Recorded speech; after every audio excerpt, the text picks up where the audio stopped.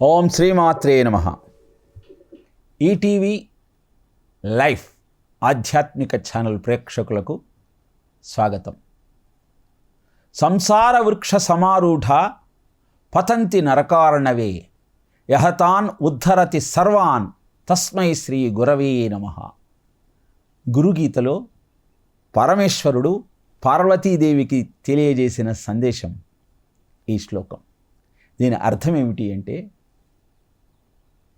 సంసార వృక్ష సమారూఢ, సంసారం అనేటువంటి వృక్షాన్ని అధిరోహించి పతంతి నరకారణవే, పాపమనే సముద్రంలోకి పడిపోతూ అనేక జన్మలను ధరిస్తూ త్యజిస్తూ జీవిత పరమార్థం అంటే ఏమిటో తెలుసుకోలేని వారిని యహ తాన్ ఉద్ధరతి సర్వాన్, ఎవరైతే వీరందరినీ సంరక్షిస్తూ ఉన్నాడో, తరింపజేస్తూ ఉన్నాడో, ఉద్ధరిస్తూ ఉన్నాడో, తస్మై శ్రీ గురవే నమః, ఆ గురువుకు నేను నమస్కరిస్తూ ఉన్నాను. ఎన్నో జన్మలు ఎత్తుతూ వదిలేస్తూ ఆసురీం యోని మాపన్నాహ మూఢా జన్మని జన్మని మాం అప్రాప్యైవ కౌంతేయ తతో యాతి అధమం గతిం.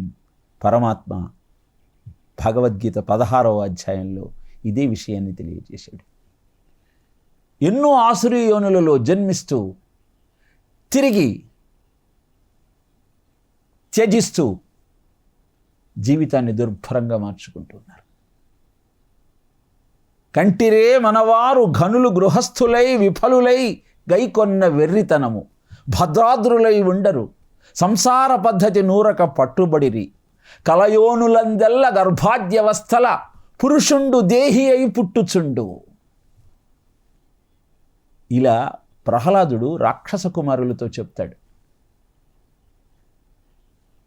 ఈ గృహస్థులంతా కేవలము విషయ సుఖాలలో మునిగి జీవిత పరమార్థం ఏమిటో తెలుసుకోకుండా కర్మతంత్రుడై కడపట ముట్టడు భవశతములకునైనా, కర్మలలో మునిగిపోయి కడపట ముట్టడు, ముక్తిని పొందే మార్గం ఏమిటో తెలుసుకోలేడు. భవశతములకునైనా, శతము అన్న పదానికి కేవలం 100నే కాదు, అనంతమనే అర్థం కూడా ఉన్నది. ఎన్ని జన్మలు ఎత్తినా సరే విషయ సుఖ లాలసుడైనటువంటి జీవుడు జీవిత పరమార్థాన్ని గుర్తించలేక నరక సముద్రంలో పడిపోతూ ఉన్నాడు. దీన శుభము లేదు, దివ్య కీర్తియు లేదు, జగతి పుట్టి పుట్టి చచ్చి చచ్చి పొరల నేల మనకు, పుట్టని చావని త్రోవ వెదగుకొనుట దొడ్డబుద్ధి. దీనిలో, ఈ సంసారంలో, ఈ కామోపభోగాలలో, ఈ విషయ లాలసతో ఎలాంటి ఆనందము లేదు. పుడుతూ చస్తూ ఉండాల్సిందే. జగతి అంటేనే జాయతి గచ్చతి ఇది జగతి. పుడుతూ చస్తూ కొనసాగేది జగతి అని అర్థం. మరి 5 ఏళ్ల ప్రహ్లాదుడు అసురులందరికీ అద్భుతమైన ఈ వేదాంతాన్ని ఉపదేశిస్తే, ఎంత వయసు వచ్చినా ఎందుకు మానవ జన్మ ఎత్తామో తెలుసుకోలేనటువంటి జీవులకు ఆత్మస్మృతిని కలిగించి ఈ పాప సముద్రం నుంచి బయట పడవేయగలిగిన వాడే గురువుగా అభివర్ణింపబడ్డాడు. మన అదృష్టం ఏమిటి అంటే, మనం భారతదేశంలో పుట్టాం. ఈ సత్యాన్ని వివరించి చెప్పగలిగిన ఎందరో మహానుభావులు ఈ భూమండలం మీద అవతరించి మనకు మార్గదర్శకం చేశారు. కంచి పరమాచార్య 13వ ఏట సన్యసించి 100 ఏళ్ల పాటు ధర్మ ప్రచారం చేస్తూ ఎందరికో మార్గదర్శకం చేశారు. ఎందరి జీవితాలను పూర్తిగా మార్చివేశారు. కేవలం ఆ స్వామి సందేశాన్ని అందుకున్నటువంటి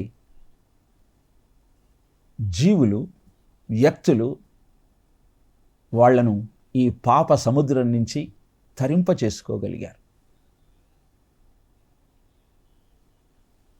కంచి పీఠాధిపతి అయిన స్వామి కామాక్షీదేవిని సందర్శించుకొని బయటికి వచ్చి ఆలయ గోపుర శిఖరాన్ని చూచి ఈ కలశాలన్నీ బంగారంతో చేస్తే బాగుంటుంది కదా అని అన్నారట. ఆయన మాటలు విన్న భక్తులంతా వెంటనే బంగారాన్ని అక్కడ పోగు చేశారు. మగవాళ్ళంతా వాళ్ళ చేతులకు ఉన్న ఉంగరాలను, మెళ్ళో ఉన్న గొలుసులను, ఒంటి మీద ఉన్న ఆభరణాలన్నింటినీ ఇస్తే ఇహ అమ్మల సంగతి చెప్పేదేముంది. ఇలాంటి అద్భుతమైన ఆధ్యాత్మిక కార్యక్రమాలకు ముందర నిలబడి కావలసిన పనులన్నీ సమర్థంగా చేసేది జగన్మాత స్వరూపులైన స్త్రీమూర్తులే. అందుకే వాళ్ళు ఇవ్వగలిగిన యథాశక్తి బంగారాన్నంతా ఆయన ముందు పెట్టారు. చిరునవ్వు నవ్వారు స్వామివారు. నేను అనుకోగానే ఇంత సంపదను గురుదక్షిణగా నా ముందు పెట్టారే, గురుదక్షిణగా నేను ఒకటి అడగదలుచుకున్నాను, దాన్ని నాకు అందించగలుగుతారా అని ప్రశ్నించాడట.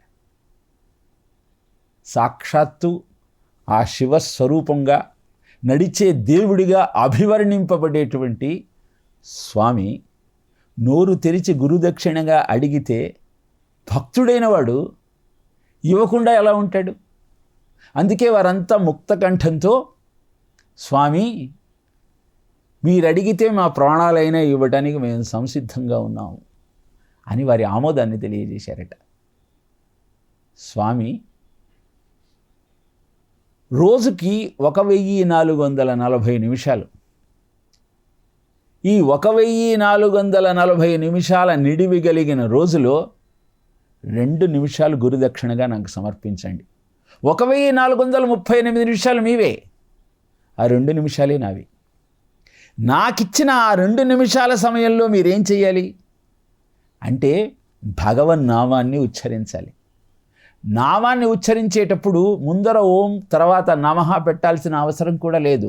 గోవింద, శ్రీనివాస, వెంకటేశ, మధుసూదన, సంకర్షణ, వాసుదేవ, శ్రీకృష్ణ, అచ్యుత, జనార్దన, ఇలా మీకు ఇష్ట దైవం ఏదైతే ఉన్నదో దాన్ని తలుచుకోండి. 2 నిమిషాలు నాకిచ్చారు కనుక మీరు ఆ 2 నిమిషాలు ఇంకా వేరే పని ఏమీ చెయ్యవద్దు అంటూ కోట్ల మంది భారతీయుల యొక్క జీవనాన్ని సంస్కరించటం కోసం అద్భుతమైన ఉపాయాన్ని అందజేశారు స్వామివారు. నామస్మరణాత్ అన్యోపాయే నహి పశ్యామో భవతరణి అని చెబుతుంది శాస్త్రం. అంటే కలియుగంలో నామస్మరణకు మించిన ఉపాయం మరొక్కటి లేదు భవసాగరం నుంచి బయటపడాలంటే. అలా గురుదక్షిణ రూపంలో వారి దగ్గర నుంచి మాట తీసుకొని వారందరి జీవితాలను సంస్కరించిన మహానుభావుడు చంద్రశేఖర సరస్వతి స్వామివారు. ఉపద్రవాలను ముందరే తెలుసుకునే త్రికాల వేది. ఆయన దగ్గరికి ఆలయ ప్రతిష్టాపనను కోసం ఆహ్వానించాలని ఒక వ్యక్తి వచ్చారు. స్వామి, మీ దర్శనం కోసం వచ్చాను అని తీర్థాన్ని స్వీకరిస్తూ ఆయన ప్రసంగాన్ని ప్రారంభించే సమయానికి ముందే స్వామివారు ఆలయంలో ప్రతిష్టాపన ముహూర్తాన్ని ఎప్పుడు పెట్టుకున్నారు అని ప్రశ్నించారు. ఆశ్చర్యపోయాడు ఈ వ్యక్తి. నేను ఆ విషయం కోసం వచ్చానని స్వామివారికి ఎలా తెలిసింది అని అనుకున్నాడు. మే నెలలో ప్రతిష్టాపన పెట్టుకుందాం అనుకుంటున్నానండి అని సమాధానం చెప్పాడు. మే నెలలోనా అని సందేహాత్మకంగా తన సందేశాన్ని అందించారు స్వామి. త్రికాల వేది, జరగబోయేది తెలుసు కనుక. వెంటనే ఆ వ్యక్తికి కొన్ని పువ్వులు, కుంకుమ ఇచ్చి ఈ పదార్థాన్ని విగ్రహానికి యంత్రంతో పాటు ఉంచే ప్రయత్నం చేయండి అని తెలియజేశాడు. స్వామివారి యొక్క సందేశం వృధా ఎలా అవుతుంది? మే నెలలో ప్రతిష్టాపన జరగలేదు. కారణం అప్పటి ప్రధాని అయిన జవహర్లాల్ నెహ్రూ గారు పరమపదించటమే జూనులోకి ఆ ప్రతిష్టాపన కార్యక్రమం మారింది. స్వామివారు ఆ వ్యక్తికి ఆలయంలో ప్రతిష్టాపన చేసేటువంటి మూర్తికి శ్రీరామపాదస్వామి అని నామకరణం చెయ్యమంటూ తెలియజేశారు. ఆ విషయం ఎందుకు తెలియజేశారో అనంతరం కానీ ఆ వ్యక్తికి అర్థం కాలేదు. నాగార్జున సాగర్ డ్యాముకే ప్రమాదం ఏర్పడి ఆ జలాలన్నీ ఊళ్ళన్నీ నిండిపోతున్న నేపథ్యంలో ఆ నీరు స్వామివారి విగ్రహము యొక్క పాదముల దాకా వచ్చి ఆగిపోయింది. ఆ గ్రామమే కాకుండా కొన్ని వేల గ్రామాలు వరద నీటి నుంచి బయటపడగలిగాయి. అద్భుతమైనటువంటి ఈ సంఘటన మనకి ఏం తెలియజేస్తుంది? సర్వసంగ పరిత్యాగులై జనుల యొక్క సమాజం యొక్క హితమే తమ ధ్యేయంగా భావించి తమ తపశ్శక్తితో అందరికీ మార్గదర్శకం చేసే గురువుల యొక్క నిలయమే భారతావని. అలాంటి అద్భుతమైనటువంటి ఆలోచనా విధానం కలిగిన జనుల సమాహారమే భారతీయ జీవన విధానం. తమిళ దేశంలోనే రమణ ఆశ్రమం కూడా మనకు కనబడుతుంది. రమణులు వచ్చిన ప్రతి వారికి ఒకే ఉపదేశం చేసేవారు. నాన్ యార్, నేనెవ్వరిని, ఈ ప్రశ్న వేసుకో, దీనికి సమాధానం కనుక నీకు దొరికితే నీ జీవితం ధన్యమైనట్టే.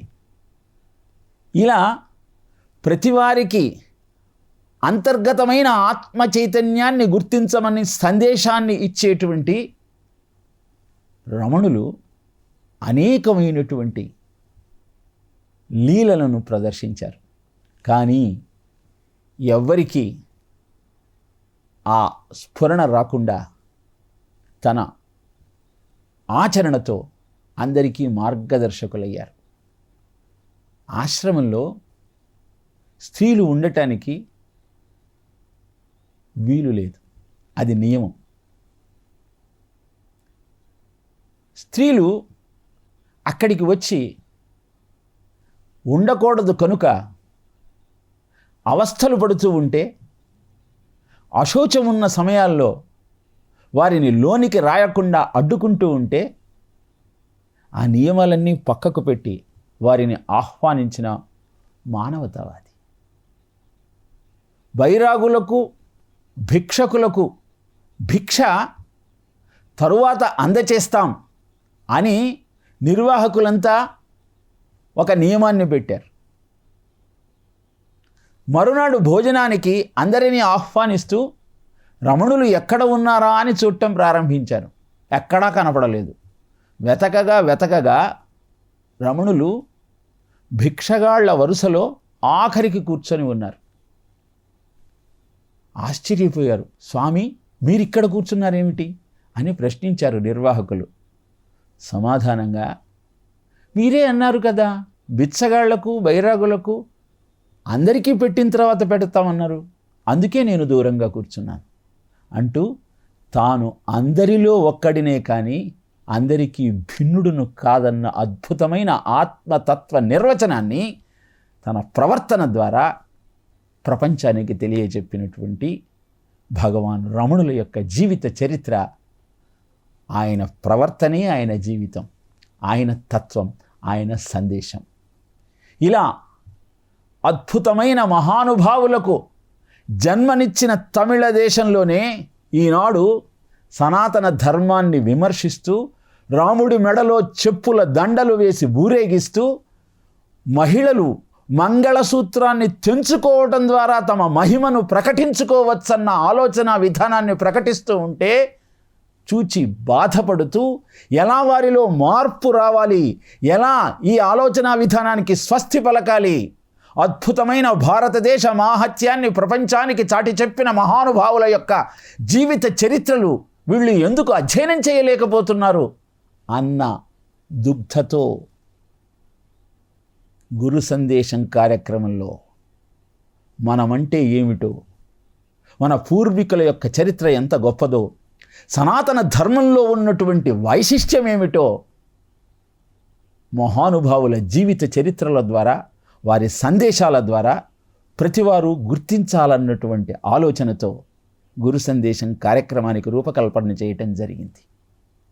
ఇంతగా పరితపించేటువంటి ఈ గురువుల యొక్క, వీరి సందేశాల యొక్క ఆంతర్యాన్ని మనం గుర్తించగలిగితే, వారికి ఏమిస్తే వారు తృప్తి పడతారు అని ఆలోచన చేయగలిగితే మన జీవితం ధన్యమవుతుంది.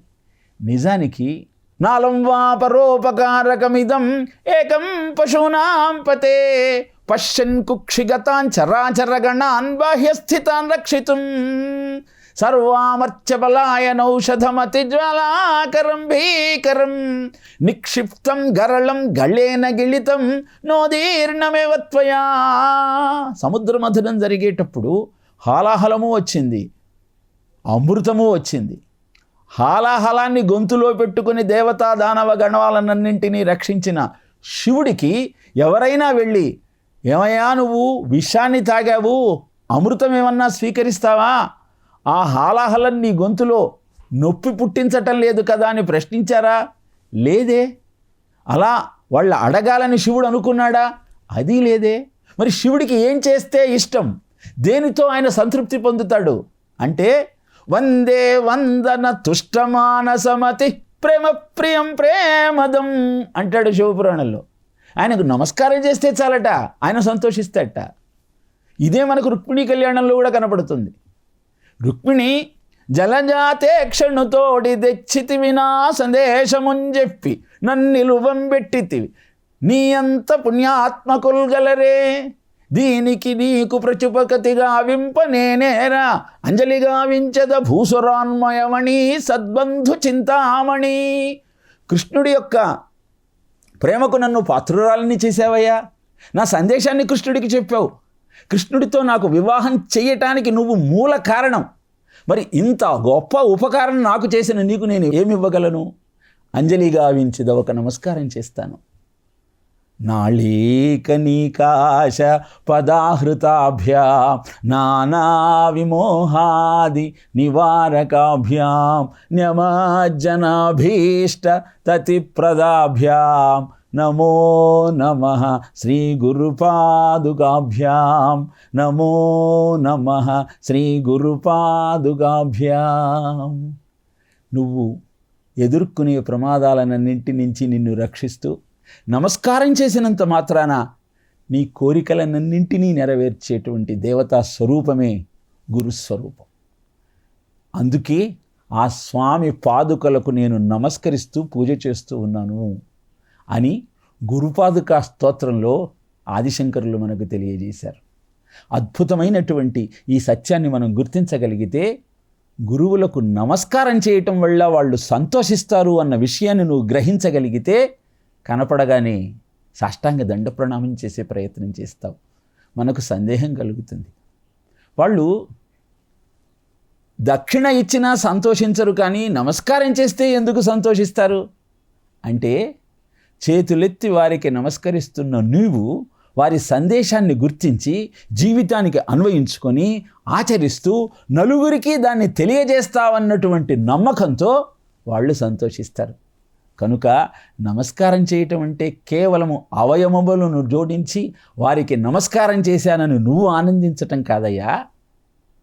నమస్కారం చేయటం అంటే వాళ్ళ సందేశాన్ని అందుకొని ఆచరిస్తూ అందరికీ తెలియజేసే ప్రయత్నం చేయటం. ఇలా వారికి నమస్కరిస్తూ నీ జీవితాన్ని సంస్కరించుకునే ప్రయత్నం నువ్వు చేయగలిగితే అది అద్భుతమైన ఆనందాన్ని నీకు అందజేస్తుంది.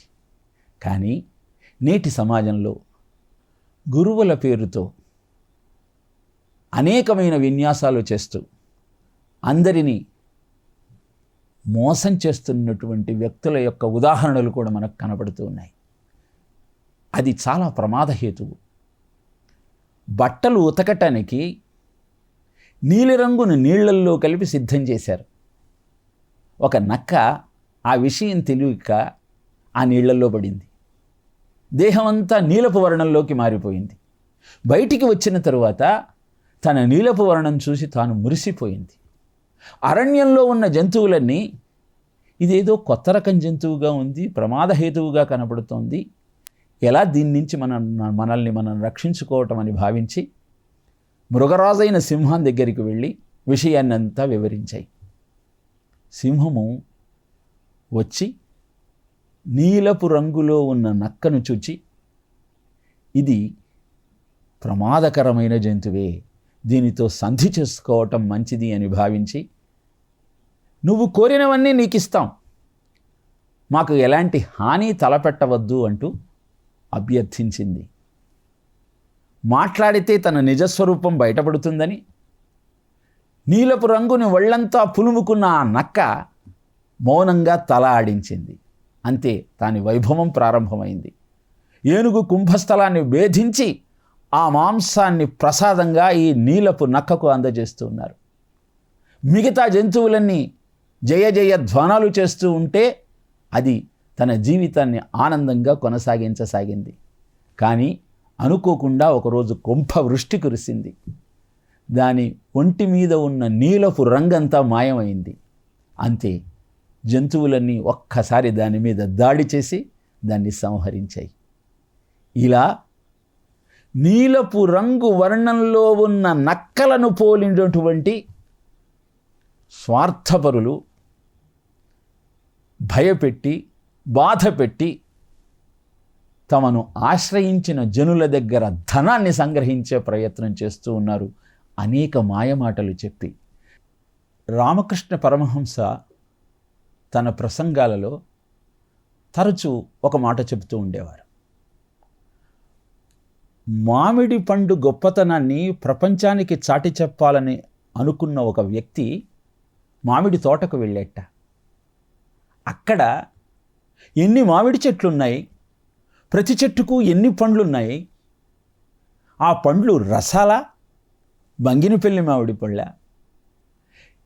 ఈ చెట్ల ఆకులెన్ని అని అన్ని విషయాలు రాసుకుంటున్నట్ట. అప్పుడు అక్కడికి తోటమాలి వచ్చి, ఏం చేస్తున్నావయ్యా అని ప్రశ్నించట. మామిడి పండు యొక్క గొప్పతనాన్ని ప్రపంచానికి చాటి చెప్పాలన్న సంకల్పంతో ఈ వివరాలన్నింటినీ గ్రంథస్థం చేస్తున్నానండి. మీ తోటలో 500 చెట్లు ఉన్నాయి, దాంట్లో 300 బంగినపల్లి, 200 రసాలు అంటూ వివరాలన్నీ ఆ ఆసామికి వివరిస్తున్నట్ట. తోటమాలి ఆశ్చర్యపోయాడు. మామిడి పండు గొప్పతనం తెలుసుకోవాలి అంటే దాన్ని ఆస్వాదించి రుచి తెలుసుకొని ఆనందించాలయ్యా. ఈ వివరాలు ఎన్ని తెలుసుకొని ఏమి లాభం? దాన్ని నువ్వు అనుభూతి చెందకుండా నలుగురికి దాని గురించి చెప్పాలని ప్రయత్నించటం అవివేకమవుతుంది కదా అని అద్భుతమైనటువంటి విషయ సంగ్రహణ ఎలా ఉండాలో వివరించారు. అలానే ఎంతోమంది ఎన్నో విషయాలను ఎన్నో రకాలుగా చెప్పవచ్చు. కానీ చెబుతున్న విషయాల సారాంశాన్ని వాళ్ళు గ్రహించి మనకు తెలియజేస్తున్నారా, లేక మనను మాయ చేయటం కోసం అలా మాట్లాడుతూ ఉన్నారా? ఈ విషయాన్ని మనం విశ్లేషించుకోగలిగితే ఏ విషయాన్ని అనుభవం లేకుండా గ్రహించవద్దు అని శాస్త్రం చెబుతోంది. గురువు చెప్పాడనో పుస్తకంలో ఉందనో నమ్మాల్సిన అవసరం లేదయా. అనుభవంలోకి వస్తేనే దాన్ని స్వీకరించు. ఇంత శాస్త్రీయంగా చెప్పిన విషయాన్ని మనం విస్మరించి మూర్ఖంగా ఎవరో ఏదో చెప్పారని మనం దాన్ని ఆచరించే ప్రయత్నం చేస్తే అన్నిసార్లు సత్ఫలితాలే రావాలన్నటువంటి విషయం ఎక్కడా లేదు. కనుక తెలుసుకుంటూ అద్భుతమైన జీవనానికి సోపానాన్ని నిర్మించుకునే ప్రయత్నం చేద్దాం. అపార కరుణాసింధుం జ్ఞానదం శాంతరూపిణం శ్రీ చంద్రశేఖర గురుం ప్రణమామి ముదావహం. అపారమైనటువంటి కరుణ స్వరూపము అయిన చంద్రశేఖర సరస్వతి స్వామివారు ఈ లక్ష్యంతో ప్రజలందరూ ఆనందంగా ధర్మ మార్గంలో ప్రయాణించాలి అన్న ఆలోచనతో అనేకమైన కార్యక్రమాలకు శ్రీకారం చుట్టారు. వేద పాఠశాలలను నిర్మించారు. దేవాలయాల నిర్మాణానికి మార్గదర్శకం చేశారు. ప్రజలందరిలో సద్భావన కలగాలన్న ఆలోచనతో అనేకమైన విషయాలను ప్రవచనాల రూపంలో అందజేశారు. రమణ మహర్షులు కూడా తన జీవితమే తన సందేశంగా ప్రజలందరికీ ఉపదేశం చేసే ప్రయత్నం చేశారు.